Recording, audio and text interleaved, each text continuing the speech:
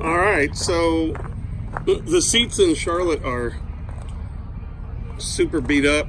I've got seat covers on them, and they're actually brown. If you look in here, you can see that they're brown, but they're brown and kind of falling apart.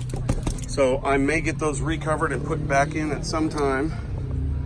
But for now, I'm going to put these 2006 Mustang seats in Charlotte.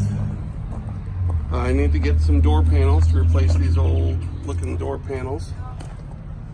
But she's got a horn. She never had a horn before. Well, at least it wasn't working before.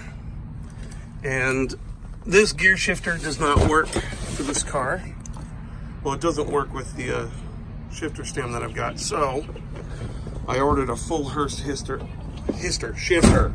A full Hurst shifter, say that 5 times. So I've got to wait for that to arrive in the next couple of days, and we'll get that put in, and she'll be totally ready to run. All right, so just a few hours later, we've got the 2006 Mustang seats put in the 1973 Mustang. The power seats actually work. We've got them worked, but they're not hooked up to the car right now. They're hooked up to that, so. But look at those rear seats and how they match with this front seat. It looks perfect. I mean, it looks like they came with that car.